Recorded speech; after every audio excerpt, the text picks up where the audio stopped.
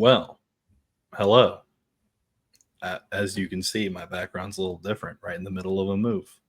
Um, what can I say? I'm here. I'm not queer, and I'm not coming for your children. Um, Oh, something Jesus like that. Christ. Yeah. Anyways, That's going to be the worst I'm about to leave already. yeah. Well, Pride Month His, is over, so the rainbow flags can go back where they came from, and we can talk some more football. And his name is not Jared. no, nope.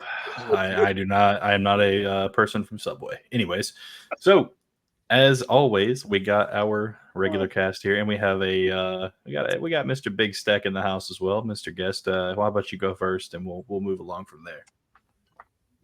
Yeah, I'm of course Jeff Steckel, run the Unstable podcast with Alex, who also does Chaotically Intolerant, and we're trying to grow it. And I'm also trying to help this pod. Obviously, we probably need the most help right now, but yeah, head on over there and give us a like, give us a sub. They're growers, not showers, ladies and gentlemen. With that though, I would say probably the Titans pod. I think you guys are ahead of them. No. We checked. Is it? I think you go ahead, Trevor. We checked before the show. The Colts are still trailing at the moment. Yep. Damn, But- how are you behind the Titans? Got friends in Tennessee, man. Curtis got friends in Tennessee. I guess that's a good point. Mayor also, I think he makes music and stuff, so he probably knows a couple people and everything too. Okay. Yeah, All right, so it's acceptable, I guess. Whatever. you ain't trying if you ain't cheating. That's all I'm gonna say. And we've been cheating here on this AFC South show. I can tell you that much. We got people on the ground, and by people I mean Trevor. And now we're gonna see how Trevor's doing today. How you doing, Trevor? Hey, man. I am doing fantastic. It's another Third and Teal Thursday, baby. It sure is. And Eric, you had a big trip. How was that? Oh man, the trip was wonderful. Well, it was cold, but other than that, it was wonderful. And I found a whole lot of Jaguar fans also. I sent y'all some videos, but it was way more than just those three that I sent. Which those videos are going up on the channel soon, y'all. Be on the lookout. All right. We're gonna get those up. And but it's doing good. 16 days, man. 16 days till training camp. That's what I'm talking about. Let's go. Yes, sir. Also, Okay. speaking of Eric being gone, Eric, I held out on hitting Curtis with the Duval because I didn't want to do it without you. I saw that. I was going to mention that. Thank you, brother. I was waiting on him. But you know what I said? I said, well, I appreciate that, Trevor, but I would have had to hit him. Hey. I would have to hit him, but I understand. I can't remember. Did we get him with miss me with that bullshit, Isaiah? No. Oh, We yeah, I did? don't think so. I was about to say, I was pretty sure we saved that for you as well. So, Jeff, you're in for a treat, buddy. Yeah. Yeah, I was trying to make the thumbnail and stuff because, like I said, I was right in the middle of getting everything packed up, so I was trying to get all that done beforehand, so we can keep putting out these awesome thumbnails for you, awesome people, because we don't like being boring here on the show. And the thumbnails that you guys have clearly been liking them, considering the likes have been kind of skyrocketing since we started them. And yeah, just been having a good time doing everything. It's been moving sucked. I just finished yesterday about 8:30 at night. Left the old house, and they were bitching about the key, so I put it in a tiny box and left it on their front porch of their office this morning at like 6:45. And I'm never answering a call or email from them ever again. So Amen. yeah, That's all right. yeah, I'm done. I'm glad to be done moving. I might have to move out of this room though in a couple of months when we get something else ready. But yeah, just it's nice to be closer to work, saving money. It's a good life. The dogs though, it's been hot. They don't like being outside, but they're getting used to it, and they just whimper every time I walk by, and I tell them to suck it up and walk by. So, but You'll be all right. Okay. without further ado. Nothing really happened after the last episode, surprisingly. Normally we get through an episode and then immediately within like 12 hours there's some sort of big news. Didn't happen this time. There is So that was kind of nice. Oh, there is something. Okay, apparently something big happened. It's not entire team related, but Trevor Lawrence is having a baby. And Oh, yeah.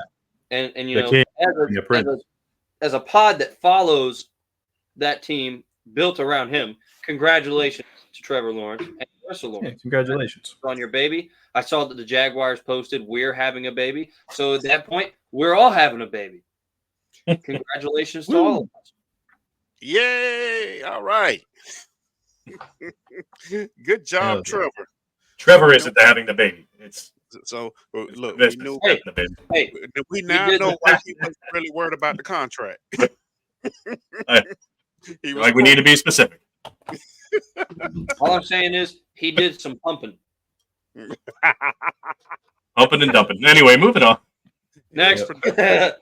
he took the check down on that one, so we're good to go. Unlike Gardner Minshew at the last play of the game last season. That was heartbreaking for everybody. Me and Jeff and Curtis and Blake had Jeff and Curtis had a lot of conversation about that in that play. And there was a lot of mixed feelings, and I feel like we came to a good conclusion at the end of it. And that conclusion was fuck the Colts, and we're just going to stand by that. So that didn't have nothing to do with it. welcome on, Jeff. So we have the baby coming. We've got what else? Shad Khan apparently gave some cryptic message about Doug Peterson being the one to call plays, basically. They had asked him about it in a conference, and he said basically his words were, if I was in that position, I would want everything to be in my hands. And I mean, that only tells you one thing, that he's saying that if he was in Doug Peterson's position, which alludes to what he wants, he's not going to micromanage because he's found out what that's got him in the past, but he definitely let his feelings become. Let's see, there was another message in his remarks also when he said last year was an organizational failure. Yeah, the collapse was an organizational failure. It was organizational, and I think people need to pay attention to that as well. Because there's been complaint. Shad just he ain't paying attention. Oh, he's paying attention. Oh, he's definitely paying attention. But that's he's a businessman, not an idiot. Dude just dropped like 2 yachts worth of money. Yeah, so dude's paying attention. In other words, it's time to put all this nonsense behind us and let's get to work. It's time to win, baby. Yeah, I think too, though, with that, I definitely think that Balky has addressed what he needed to compared to what he was doing. You know what I mean? Like, it was one of those things where everybody was complaining, and then last year we kind of just sat on our hands. I don't know if it was necessarily Balky 100% or if Doug was kind of the one that was like, oh, we're good enough to run it back, because I mean, he kind of did something similar in Philly. And then they forced him to draft the guy Hurts, So, I mean, it's like one of those things where they might have been working together, and then it might have been kind of a little bit of both. It might have been mainly Doug. I don't know. But this offseason definitely feels like Balky and the front office has changed for sure. We what's up? No, I was just going to let you finish, then I was going to add on. Oh, yeah. I was just going to say, like, we got bigger up front on both sides of the ball. We brought in high value free agents like we did the first year. We got the Trevor deal done. We got the Josh deal done. I don't mind the fact that we waited and lost out on Calvin Ridley. Again, I don't think he was worth the money or nearly as good as people thought he was.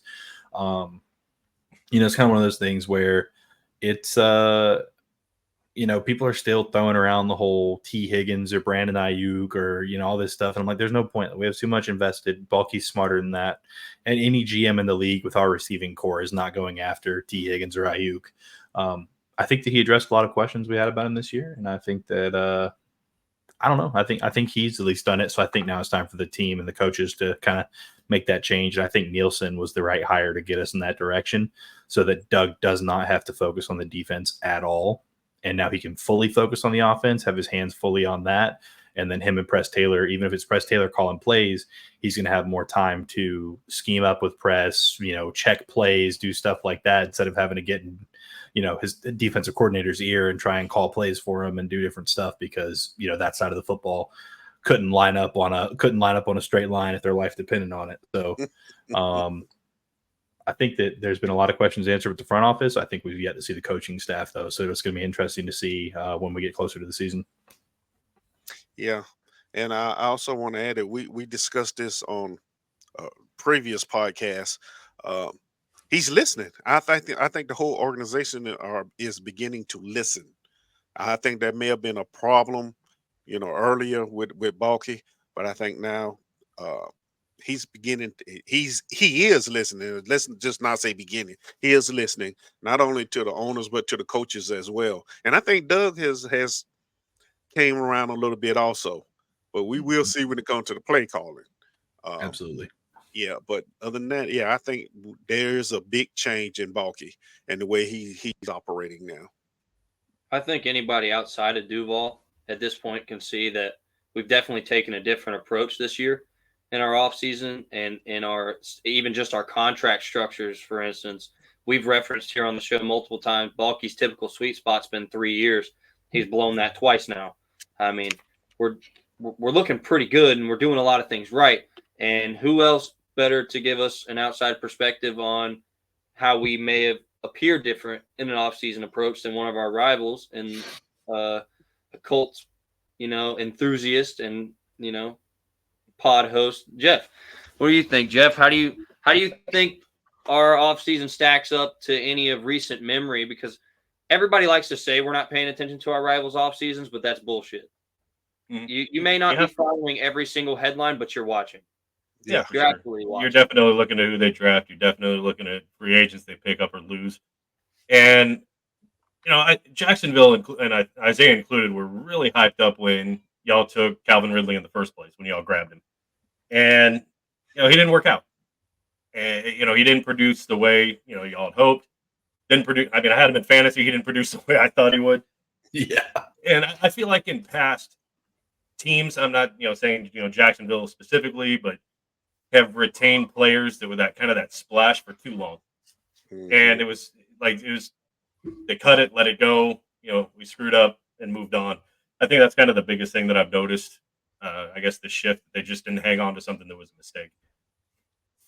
Yeah, that's definitely a big one because we were talking about that before too. Like, we were actually, I don't even know if I would give them that credit per se because they were prepared to pay him.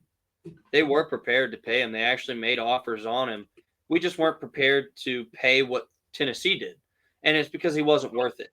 Now it has yet to be seen that with a second year coming back off of his suspension and all, whether he cleans up his mistakes. Because one thing is undeniable when you watch the tape on Calvin Ridley last season is when he is focused and paying attention, he's still one of the most deadly route runners in the league.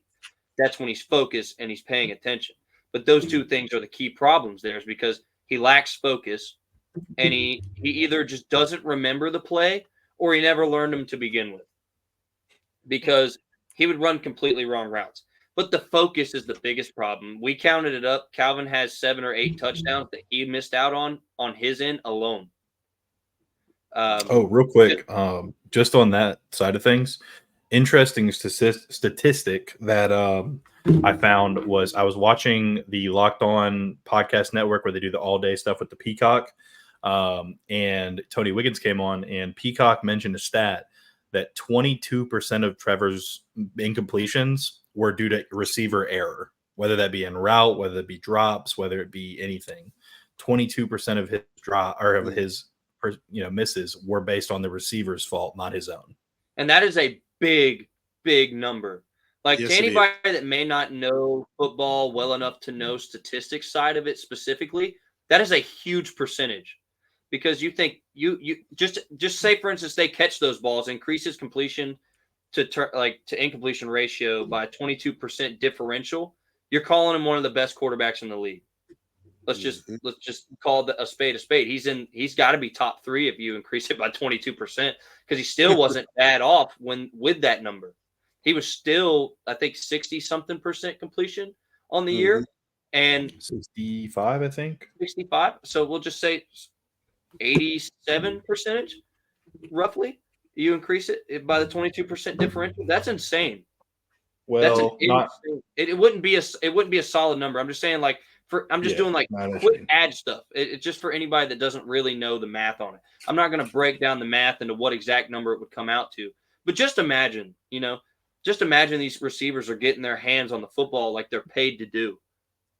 Because I can say this, and I know these guys here with me can remember, and Jeff, you'll probably remember a couple of them as they were against the Colts. Once he caught that one touchdown against you guys in week 1, he went silent pretty much the rest of the year, majority of the way through. Like, even when you guys came to Jacksonville, dude was still just or only getting 1 foot in the end zone like he's just now fresh out of college. Like, just rookie mistakes. And that all circulates back to another question I'll ask, Jeff, is basically like where you guys feel you stack up against us this year, in production wise and like roster for roster wise. Because as of right now, like people are so ignorant to the changes that an injury will cause in your stats on the season. They're so ignorant because everybody now has the nerve to be like, why did Trevor Lawrence get paid? But they're so quick to forget that we were 8-3 and in solid command of the division before the injuries. No. Like, it wasn't a question. We were in command. Like, it was not close. We had a 3-game lead on Houston. Okay, like, we were in command. And then these injuries happen. Now, injuries do happen. It's a part of the game. But that being said, you can't be quick to forget that they happened and what they cause.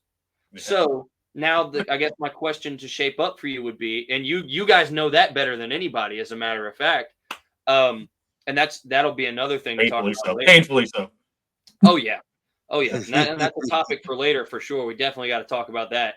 But that being said, though, the shape of the question, I guess, would be, where do you feel you shape up against us this year under the premise that our offensive production really shouldn't do anything but go up, and our defense has done nothing but get scary good, and we can talk about defense for defense later on as well.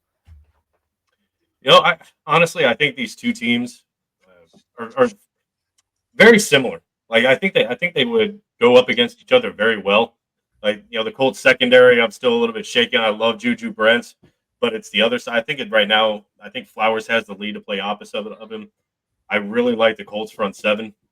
I mean, I feel like they'll be, if they're not like at least top 10 in the league, it'll be a major disappointment. I like the Colts offensive line. They had a really terrible year with Matt Ryan. They got a lot better last year. Our Bernard Ryman at left tackle has only improved, but it's all going to come down to Anthony Richardson, of course, and Jonathan Taylor. I think they played like 2 snaps together. So I think that tandem right there can be really, really scary for opposing defenses. I actually really like our receivers. I think Pittman might be one of the more underrated receivers. I mean, he's been very consistent, surrounded by a lot of inconsistency. He's had, Matt Ryan, Gardner Minshew, who apparently is not doing great right now in OTAs in Oakland. Like, it's, he hasn't had a lot of consistency at quarterback, and he still put up numbers. I'm not talking like, Mike Evans numbers, but he's kind of following that same career trajectory with, I haven't really had, someone to throw at me except, he had Tom Brady. But other than that, he didn't really have, he had Jameis Winston, who was very, up and down. And then they drafted Mitchell. I think Josh Downs might have been one of the better, I don't want to say one of the best rookie wide receivers, but he was great when they drafted him last year. So I think these teams match up really well. I think the Colts have a great offensive line. I think you guys have a great, defensive front like the Colts. I feel like the wide receivers might have a little bit of an edge on the secondary, at least right now. I think they'll be really good games. For which way does that go? What do you mean? Which wide receivers do you feel have an edge on which secondary? It'll be tough, man. I think Pittman can win, but it's on that other side, and I don't know, man. It'll be a fun match. It's hard to say. I think they, like I said, I think they match up really well together. But I'm obviously going to say I think the Colts have the edge, but I think it'll be really competitive. I really do. I think each game should probably come down to the last few minutes, last drive kind of thing. So you still believe in You still believe in AR over Gardner, then? Oh, for sure. Okay. I always did. Like, when he was on the field, they were just a better team. Yeah. Which I will say too, who's starting at safety for you guys? Oh shit. I think it's still Blackman, if I'm not mistaken. Cooked. Blackman and who? I'm looking. I'm not. That's what I'm saying. I think our secondary is a little bit. Yeah. Let's see. And my biggest issue with Pittman, and I do want to address that, is that like he is a big body receiver, but he has zero red zone production. Yeah. And it just doesn't like I can't, he's great after the catch for a big guy. Like he's really good after the catch. But Ronnie Thomas and Nick Cross for the others. Thomas, good stuff. Nick Cross has promise. He's been on the team for a while for a reason, but it's just like with Pittman personally. I mean, you can't be like 6'3", 6'4", and not be able to catch a football in the end zone. You got to remember who's throwing the ball too, because Matt Ryan had like no touchdown passes. No, absolutely, no, and I don't take that away from him, but like throughout his career, he's never been a good red zone target, and I don't think that's any fault of his own. I think it could be offense related. You also have the fact that all of the carries were inside the red zone were going to Taylor when he's healthy. And then also too, the other running back last year that was leading the league, and then they pulled him. Zach Moss. Oh. Yeah. I mean, he was getting a lot of carries in there. And I don't feel it. What's up? That was definitely a mistake. Like you mentioned. That's what my question is regarding their running game. Yeah. Because y'all got rid of Zach Moss. Jonathan Taylor came back. For the last 2 years, he's been injured. Missed 1 or 2 games. I'd argue that it wasn't so much injury, that it was more contract rollout kind of deal. Because Jim Irsay didn't want to pay him. Yeah. But here's the catch, though. Now he's here under contract, correct? Mm-hmm. But if he gets hurt again, who's back there to back him up? Or is this just one of those, okay, our offensive line is just that good we're going to just depend on him and Richardson, and everybody else will just get, their little feeling. Because with Zach Moss, you lost your leading rusher. And then there was Taylor. And then the next guy was Sermon with like 100 and something yards. I mean, where's the production going to come from?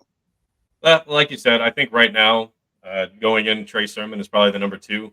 But Evan Hull got injured in training camp, and he was their 3rd or 4th, I can't remember, maybe 5th round pick running back, and he's fast as shit too. So, but they lost him in training camp. I think he was poised to, kind of be that number 2, 3 back, but I'd expect kind of them to split if Jonathan Taylor goes down. I think because Trey Sermon's a totally different back than Hull is, pass catcher, whatever. And Trey Sermon is, you need 3 yards. I'm going to barrel through the line and try to get it. They're completely different. So I feel like it'll be like a 50-50 thing. Okay. What they'll produce, I don't know. But yeah, and I will say too, like, I think Jacksonville's, like you mentioned, Jacksonville's defensive line is definitely a lot closer to Tennessee and the Colts than they've been in the past, really since the 2017 season. I mean, I feel like at the edge rusher position, we had an edge last year because Josh Allen and Trayvon Walker just put up some monster numbers.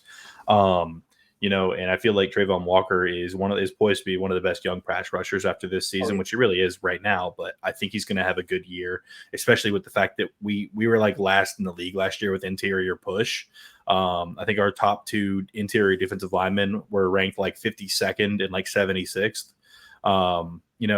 And it's kind of funny because like no interior production. Trayvon Walker puts up 1.5 sacks less than the people everybody likes to talk about, Aiden Hutchinson.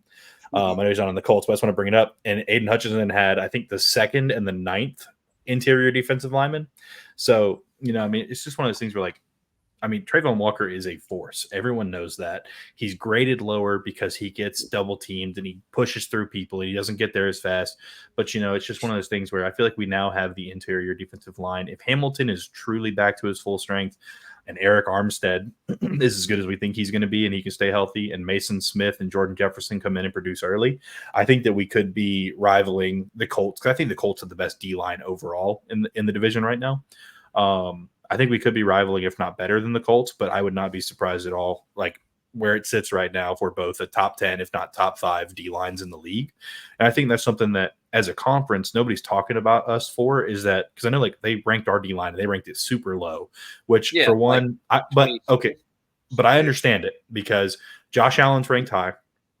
Armstead is ranked high. Armstead only played like 10 or 13 games last year. Devon Hamilton had like a 48 grade last year, and like he was like 28 in the pass rush. Like he had terrible grades. He's coming back, which of course, they can't really grade it off projection. They have to grade it off of what they have grades for, which so I get it, and Also, too, I mean, you got Mason Smith and Jordan Jefferson. They're complete wild cards. We have no clue how they're going to be. We know that Smoot's gone. Trayvon and Josh, I mean, they were just fighting through stuff, and Trayvon's graded lower because he doesn't have any interior help. Josh was just doing Josh things. I mean, it's one of those things where, yes, we were graded lower, but I think it was purely based off of last year's production, and then the fact that they're not trying to rank us based on projection. I think if PFF put out a projected ranking thing, I think we'd probably be 16 to 8, somewhere in that range. But I think as of right now, with the fact that we're doing that, but I think that that's something people aren't talking about is like Houston's D line got better. I still think they're the worst D line in the conference or in the division, if not for maybe Tennessee. I think they're pretty close, but like, we've all got a good front seven now, and it's going to be hard to run when you play the AFC South, and it's going to be squarely put on their quarterbacks. And even then, we've got some athletic edges that can drop into coverage if we need them to.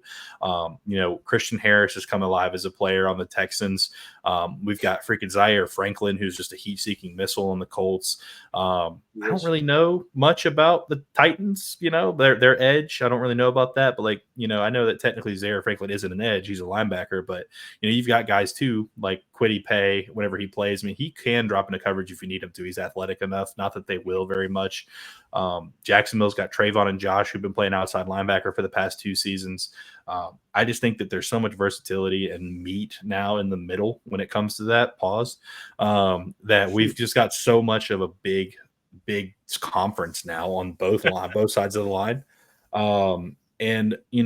I think Jacksonville has the edge over the Colts. Of course, I'm going to say that, but I think when you look at it from a holistic standpoint I think our secondary is miles ahead of y'all's secondary, only because we at least know who's going to play and we know previous production. I think that our linebacking cores are actually very similar, especially now that we're running a 3-man linebacking core.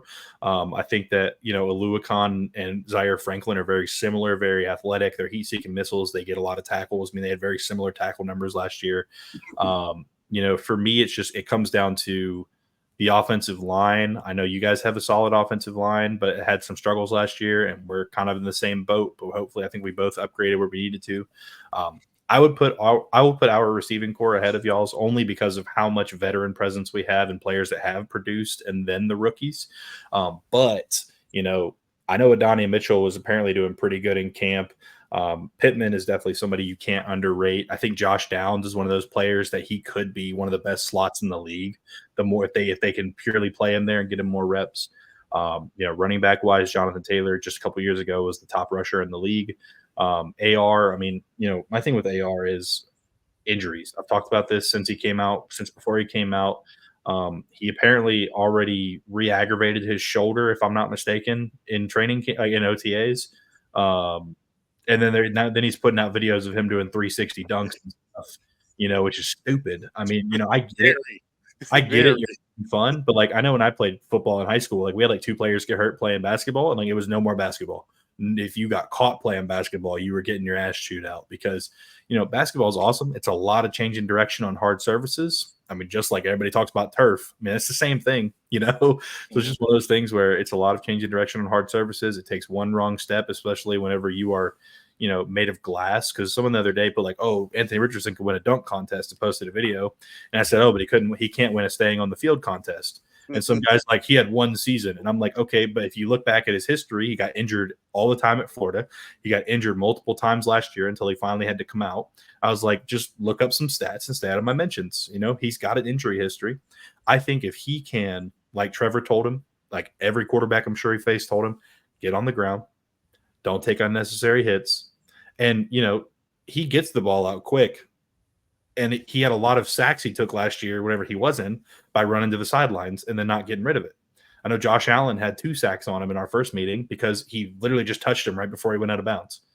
It's one of those things where he's just got to learn to play smart football, get rid of the football, and whenever he leaves the pocket, he's got to get down when it comes to contact. He needs to look at a lot of what Patrick Mahomes and Lamar Jackson do. You look at Patrick Mahomes, he doesn't try to he'll try to gain that extra yard, but he won't do contact to do it. Yeah. What's Lamar Jackson? My buddy's a Ravens fan. He talks about this all the time about how Lamar's so good. And I'm like, Lamar is a great runner. He is. And the reason he's such a great runner, and you watch him run the football, he never takes a direct hit. He always spins through the contact. He'll like juke at the last second. He's very shifty and good at that. And I think that Anthony Richardson, he probably needs to drop about 10 or 15 pounds, honestly, and get leaner. And then make sure that he's avoiding contact, spinning, he's falling the right way, different stuff like that. I think he's got, out of that draft class, I think he has the most raw talent in terms of just arm strength, athletic ability. I mean, he's most certainly the most athletic and has the most potential. But I think if he can't learn to get on the ground and do all that, he's really going to waste it. That duo, though, Jonathan Taylor and him, if they can both stay healthy for an entire season, it's going to be a really dynamic and dangerous offense. And I mean, the receivers are going to be really freed up a lot by people leaving a linebacker to just a spy on Richardson, bringing a safety into the box every play because they know that he's a 60-yard touchdown threat every time he touches the football if he leaves the pocket. And I hope he can stay healthy. I like Anthony Richardson. I'm a big Florida fan, so I do like Anthony Richardson. But I think that the Colts have definitely made steps this offseason. I think they kind of sat on their hands a little bit in free agency. But they have a really good core, and I think people forget that due to injuries. And but I think Jacksonville's a little bit ahead of them now, but I think it's still going to be close, and they're going to be two fun teams to watch, especially with all that beef in the middle, as I said earlier. Pause. I just want to add two things. Last year there was no Jelani Woods, and I haven't shut up about him. The dude's 6'7", runs like a 4.64. Yeah, what? He's a fucking monster. What? Was he hurt? Yeah, he had his hamstring hurt in training camp, and then he tried to come back and then screwed the other one up. He didn't play all year.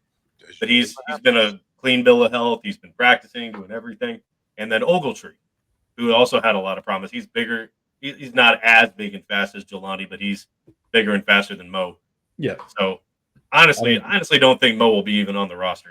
Everyone's faster than Mo Alley Cox. I mean, he's slow and hammer hands. I can't stand him. Slow. And then the Colts had. I still like the front seven. I love Zaire Franklin. Buckner, I think, is one of the best defensive tackles in the league. Grover, he was suspended, but he's also one of the best defensive tackles in the league. He's a great run stuffer. But they had a lot of sacks, but they had a terrible pressure rate. I talk about this all the time. They had no pressure. If they weren't hitting the quarterback, they weren't doing shit. Yep. So they go out and draft Latu, which a lot of people were confused about. Like, oh, they need corner, and the top corners are all still there. And then they drafted Latu, and people were just – even Lalux was like, what the fuck is this? He's got injury. He played 2 seasons after the injury. I'm not worried about it. Yeah. The dude, it was the best. If he doesn't have that injury, he goes in the top 5. Like, he is the best defender in this draft. And if he's not getting sacks, he's at least going to draw holdings. He's going to get that pressure on the quarterback. That's huge for a secondary.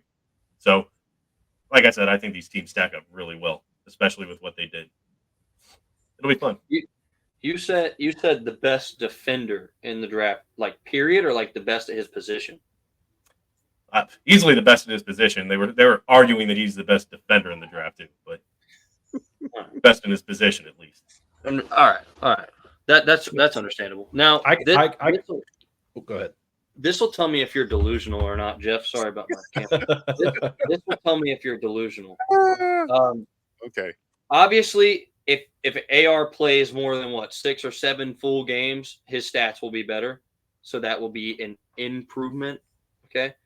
Mm-hmm. But are you one of the people that think he's just going to break out? I haven't really predicted a breakout season because I feel like he needs to stay healthy, and he still has his rookie campaign to finish. That's what I was thinking. So I think he has potential, and I think the people around him to have a breakout season. I think he has it all set up to where he could at least win, comeback player of the year, that kind of thing. People are trying to say, oh, he's a dark horse for MVP. I'm not going to push that far. I'd love to see it, but there's a lot of stuff that needs to happen. There's still strides he needs to make, and it's, number one, being healthy. If he can do that, he can obviously be in that picture and that conversation, but I'm more worried about winning games than if it's Jonathan Taylor getting over close to 2,000 yards and AR has kind of a quieter season. I don't give a shit unless they're winning games. So, if he doesn't have that breakout season and they're just winning, I don't care. Then you're starting a franchise. You're building a franchise. Who are you taking right now, Lawrence or AR?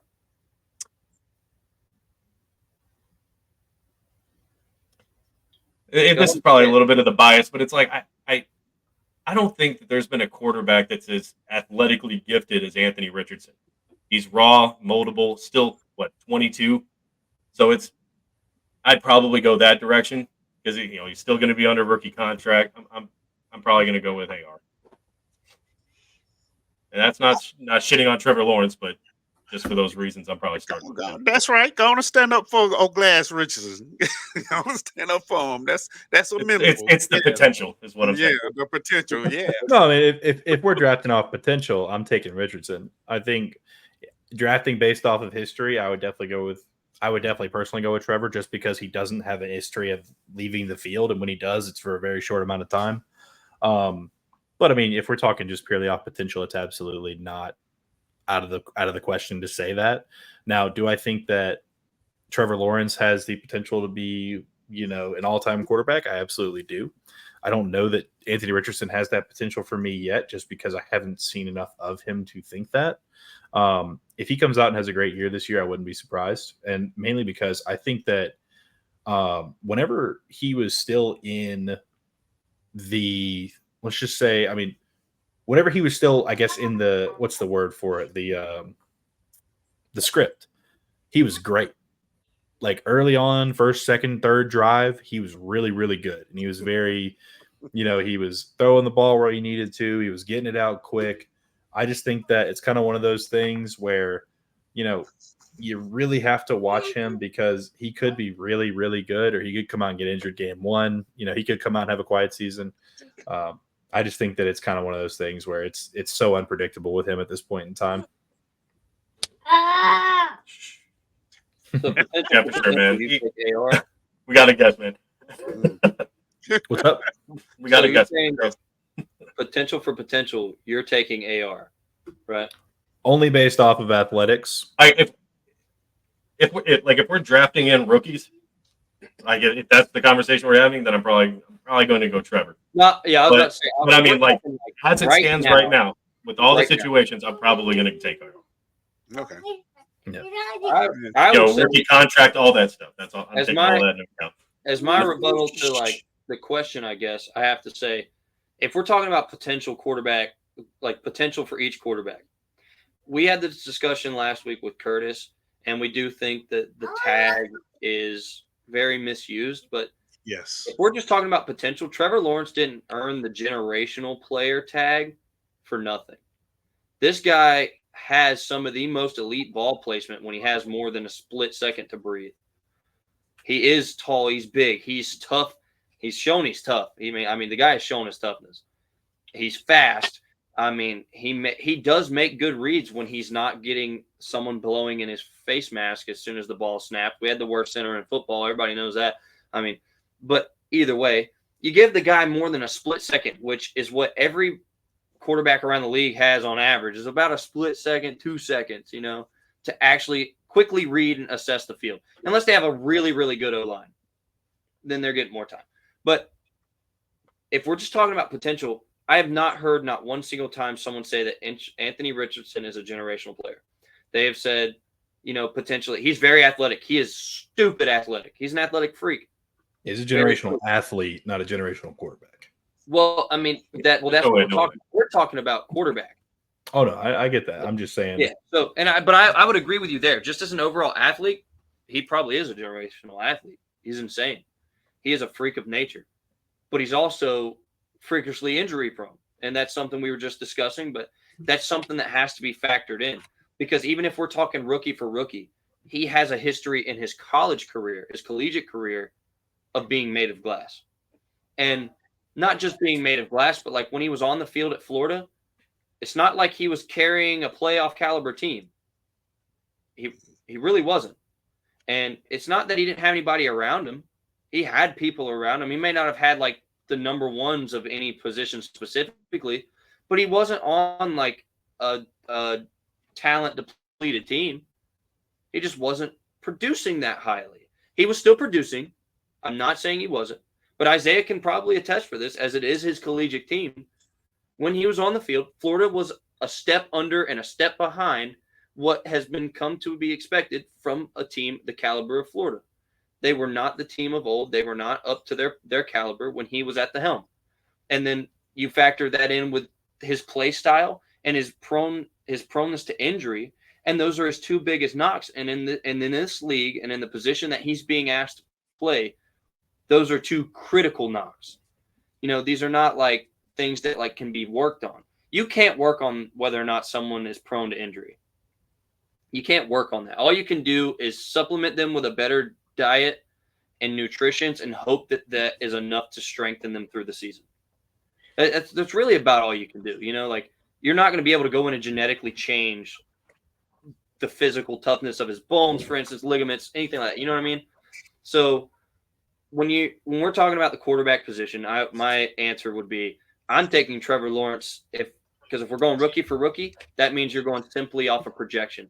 And off of career projection, I see Trevor Lawrence having a better career, if for no other reason simply than the fact that he can stay on the field. I think that alone is just the answer there. But then we talk quarterback play for play. Trevor Lawrence is a national champion. Anthony Richardson never even made the college playoffs. So that being said, I mean, football play versus just the injury thing. I really do want to hear your response to just see, like, I don't see a way that AR comes out on top of that. He's a freak of nature and a good athlete, but I don't think that necessarily makes him the best choice for quarterback over Trevor Lawrence. Really quick on the okay. Florida conversation.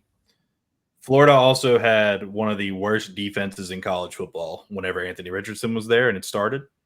Not to mention he was throwing to Ricky Pearsall and about nobody else. The O-line was not great. I will say they were good enough, and he definitely hurt us a little bit with his superhero tendencies.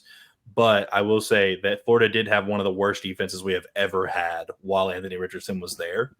So I will say, because there were some games where he threw like 4 or 5 touchdowns in a game and ran one in and everything. Like, he did that stuff, but there was also a situation where, he didn't play up to what previous, but at the same time, we had one of our worst defenses we've ever had.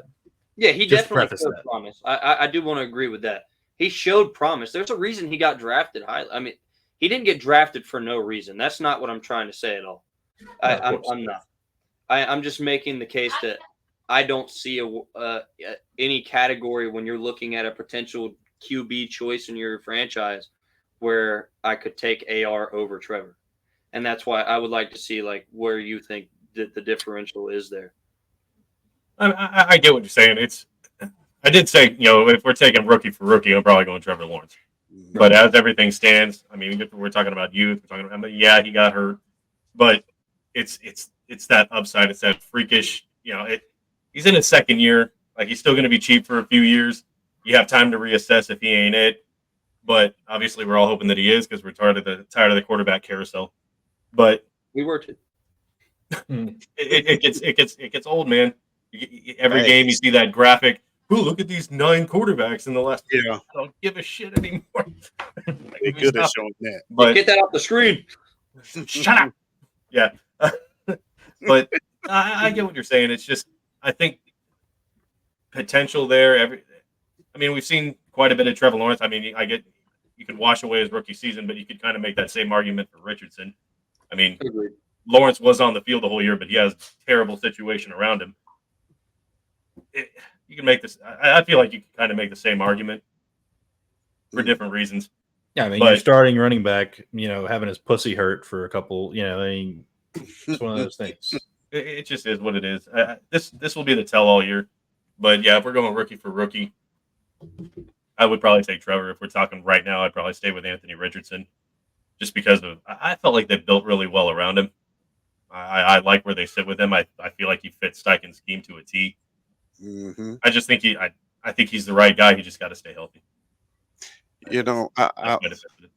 I was thinking that myself. Cause I was like, well, yeah, the majority answer probably would be all right. But then I thought about it. I'm like, well, it depends. It depends on 2 things: the coach and the organization, and the scheme that he's going to be in. Some coaches they want a more athletic quarterback, regardless of whether, because they're looking at another Michael Vick possible. Lamar down in Baltimore. So it depends. And if you build around them, yeah, I can see that. Like I said, it just depends on the coach. And I think being they brought in a new coach during that time, it may actually work out for him. But he's fragile. I'm not gonna sugarcoat that. Well, The boy is fragile, but if he learns, that's one of the problems you have with a very athletic quarterback coming out of college. They don't realize that this is a real man's game here, and you got linebackers run just as fast as you do, and they're coming at you to do well, not as much hurt as we used to it back in the day, but they're trying to instill some punishment. So they're trying to Sean Taylor your ass. yeah, so when you think about that, you're like, okay, so hopefully they really get with this cat, and he understands more now even after 5 games that you're gonna have to get down. You're gonna have to protect yourself, because you can only protect them so long, because once you outside that pocket, you become a runner. Oh, and us linebackers, our mouths get to watering, eyes get big, because you don't get to hit the quarterback that often. So we trying to deliver a lick. So with that being said, but especially on him, now that they know he's fragile. Right. If they take him outside the pocket, they're trying to take him out the game. Can you imagine him playing back in the day when Greg Williams was the Saints defensive coordinator? I can't imagine him running into Paul Posluszny. Yeah. Daryl Smith. Yeah. Daryl Smith, Telvin Smith. Yeah. I know, right? So yeah. It's my understanding that this offseason he went up to like 255. He's a big boy. He gained some weight. Yeah. And apparently he still runs the same 4.3 40, so he gained some weight and kept the speed. So all right. Well, hopefully it translates to not getting hurt and getting your ass down if you have to. That'd be great. Because I will say, like, I don't enjoy the handicap wins. I enjoy the win we got on you week 1 more than our second meeting. Our second meeting was a way better game for us. Like, we whipped the shit out of you guys last year in the second meeting. But I didn't enjoy it because there was always we had Gardner Minshew. Yeah. Now, I will also say this, though. I've always kind of called that argument kind of bullshit because Gardner Minshew was playing very well up until that game. He played like shit in that game, and then he had a couple hills up and down, and then he went back to playing really well again. Hence the reason he was never he didn't stay as the starter here in Jacksonville. Is because played just like that, inconsistencies. But I enjoyed our week 1 win much more than the second one. For sure. And I will say this though, taking in mind, I'd love to know like what your prediction is for the season for us versus you guys this year, our series. But I'm gonna say I think Jacksonville takes them both. The reason I think Jacksonville takes them both is because we were able to do it last year with AR on the field.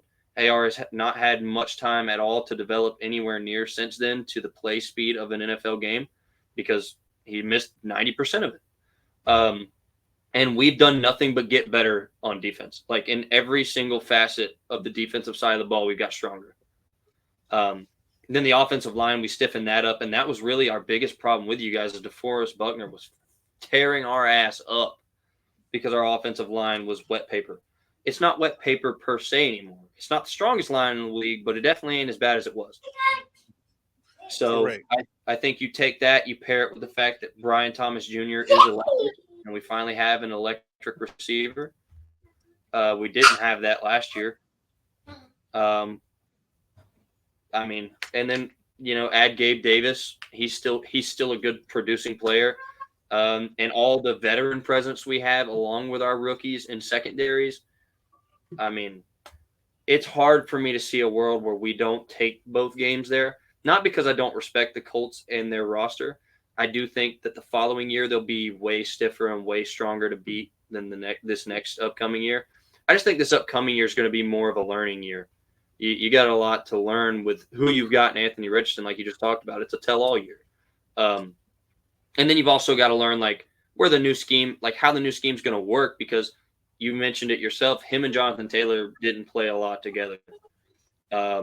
So that being said, like, you've made it clear you're gonna make the passing game a priority with Adonai Mitchell and Pittman and so on and so forth, Josh Downs, along with AR. But you just paid Jonathan Taylor all this money. You guys got to see like which way it works best for you, so on and so forth. I just think there's too many question marks for you guys to fill out, and that's why I think we take it. Not because of like so much talent for talent, but just I think we take it because we answered a lot of our question marks in this offseason and last year, whereas you guys have to do that this coming year.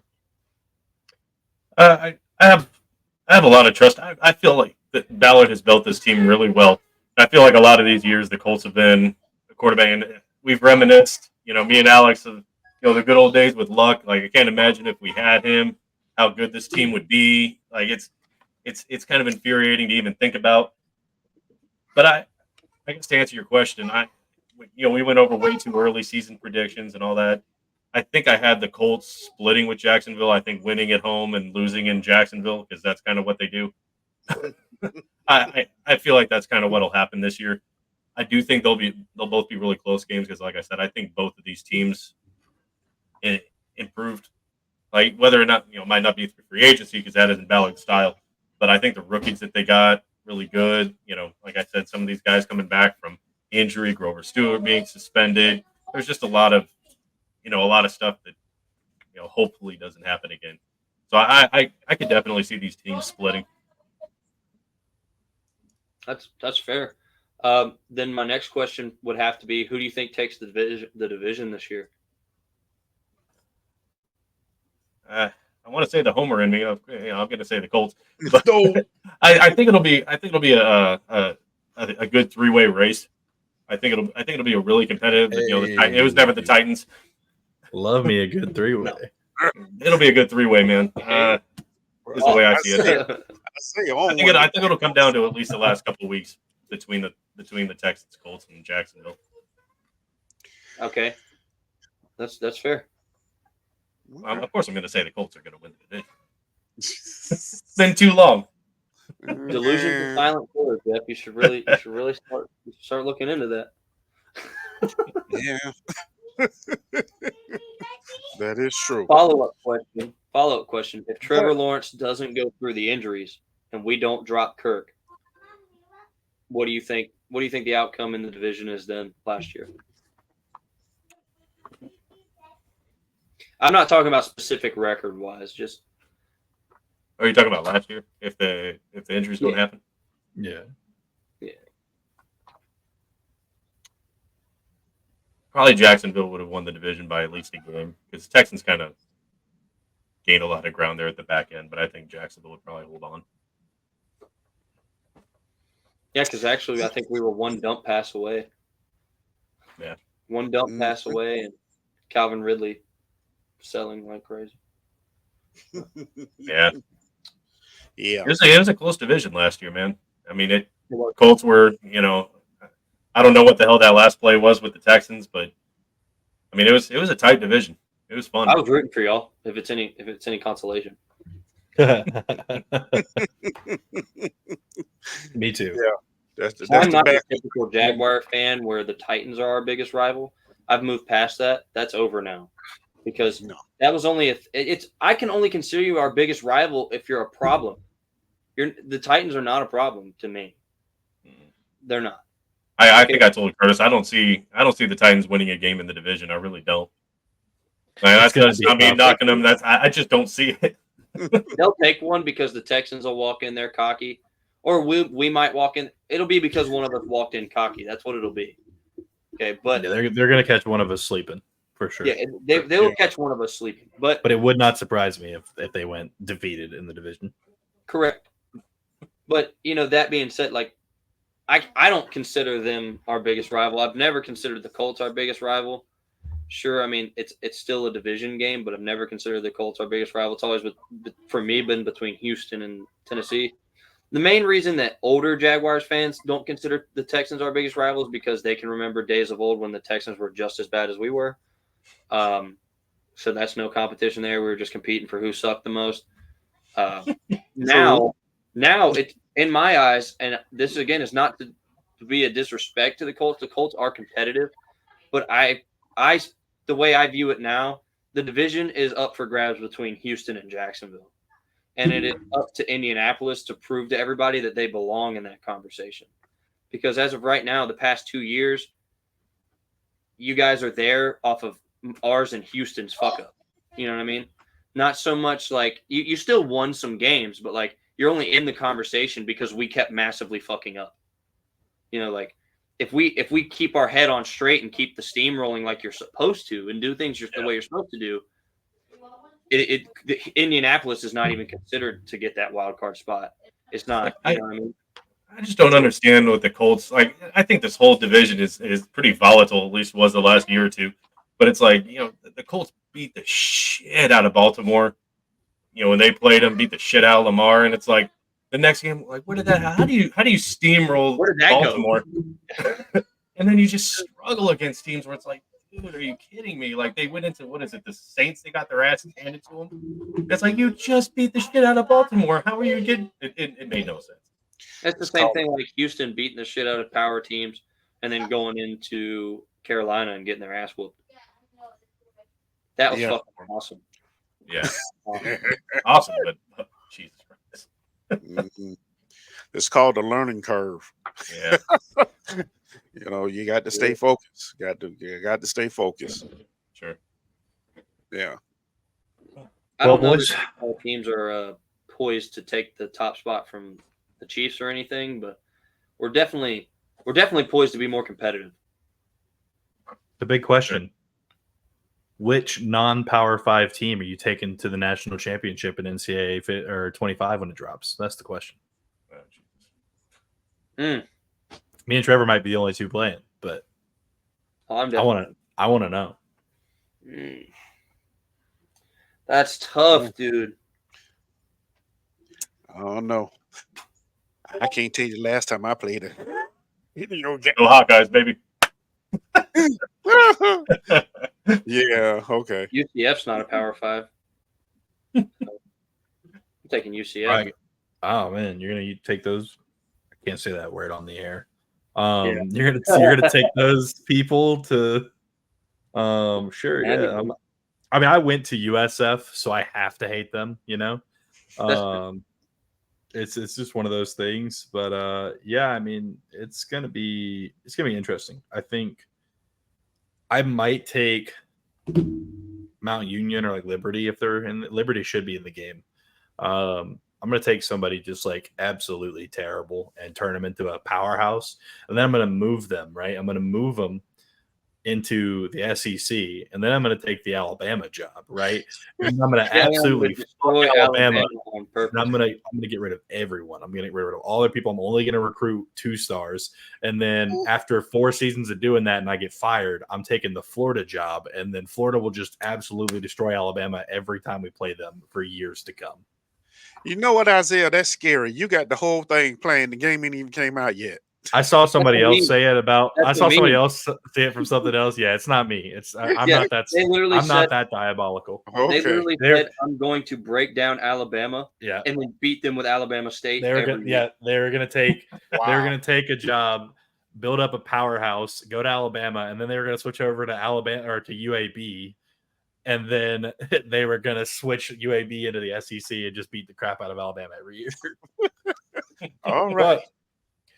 But, anything else that you guys want to talk about? I think we're at a pretty good stopping point here. I think we are working on getting Alex to the Colts Jags game in Jacksonville this year. And then has he talked to you about going to any games, Jeff, over there? Yeah. He called me the other day, and I think we're gonna probably sending me and the missus to the Colts Texans game here in Houston. So. Okay. Hell yeah. Oh, Jeff, you in Houston? Yeah, it's miserable here. Oh, look, I don't think he got to worry about his Heat water. wise. They flood every 20 minutes. Yeah. I'm only 2.5 away from you, so no problem. I'm flooding in my sweat, man. It's nasty here. What are you in Houston? 2.5 hours away from you. You in Houston? It's like it's the same city. Yeah, it took me 6.5 hours to get to Houston, and an hour and a half to get to Houston. Whenever I drove over, yeah, that's the joke here. It's like, because they were talking about making like a bullet train that connects the Dallas, Houston, and I think it was either Austin or San Antonio. San And Antonio. it's like it'll be like, oh, it'll be an hour, and I'm like, we came from fucking Houston to Houston in an hour. How are you? Right? You're right. Yeah, it'll take you longer to get to the bullet train station than it will to get to the next city. The parking Yeah. will be longer than the travel. It'll be terrible. Well, all right, gentlemen. Oh. I do want to thank you for coming on, Jeff. It's nice being able to partner up with you guys. I'm glad we're going to start doing some more crossover episodes. Are you and Alex recording tonight? Exactly. Yeah. We're gonna probably go at about 8:00 tonight. Okay, sweet. Yeah, make sure you stop over to Unstabled. Drop a Duval in their comments and tell them to go fuck Please. themselves. Absolutely. So with that though, signing off. Y'all got anything to say? Duval! Oh! All right, boys.